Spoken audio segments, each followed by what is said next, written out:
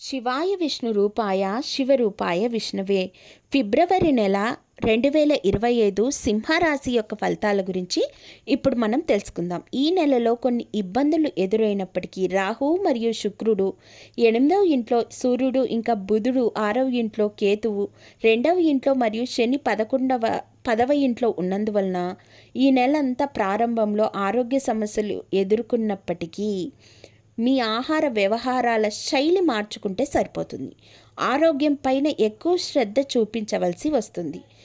అలాగే కొద్దిపాటి హెచ్చుతగ్గులు ఉన్నప్పటికీ మీ కెరీర్ పరంగా చాలా ప్రయోజనకరమైన మాసంగా చెప్పవచ్చు. 10వ ఇంట్లో బృహస్పతి ఇంకా 10వ ఇంట్లో బృహస్పతి అలాగే 10వ ఇంటికి అధిపతి అయిన శుక్రుడు 8వ ఇంట్లో రాహుతో కలిసి ఉండటం వల్ల ఉద్యోగ జీవితం ఈ నెల ప్రారంభంలో మార్పులు అనేటివి పొందబోతున్నారు.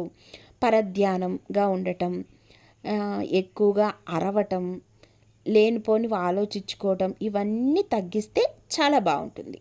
అలాగే కొద్దిపాటి ఇబ్బందులు అనేటివి ప్రతి కుటుంబంలోనూ వస్తాయి. అన్నీ సహజంగా వచ్చేటివని భావించండి.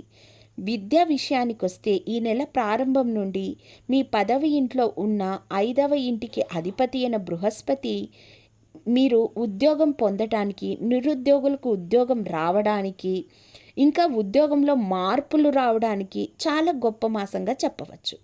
అలాగే ఈ మాసం అంతా ఉద్యోగస్తులకి చాలా ప్రయోజనకరంగా ఉంటుంది.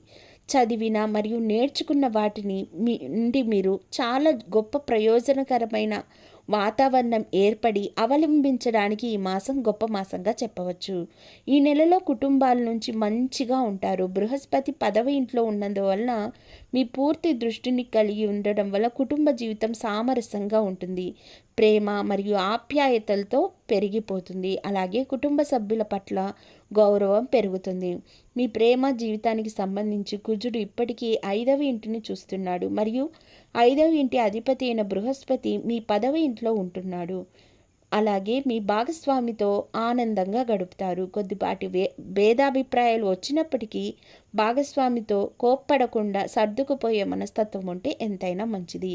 2వ ఇంట్లో కేతువు ధనాన్ని కూడబెట్టుకోవడం మరియు ఖర్చులను క్రమంగా పెంచడం కొద్దిపాటుగా కష్టతరంగా అనిపించవచ్చు. ఈ నెల మొదటి భాగంలో 2వ ఇంటికి అధిపతి అయిన బుధుడు 6వ ఇంట్లో ఉన్నందువల్ల మీ ఖర్చులను గణనీయంగా పెంచబోతున్నారు. ఖర్చులను తగ్గించుకుంటే ఎంతైనా మంచిది. అలాగే ఆరోగ్యపరంగా కొద్దిపాటి ఇబ్బందులు తలెత్తే అవకాశం కూడా కనిపిస్తోంది. ఆరోగ్యం పట్ల శ్రద్ధ ఎంతైనా అవసరం.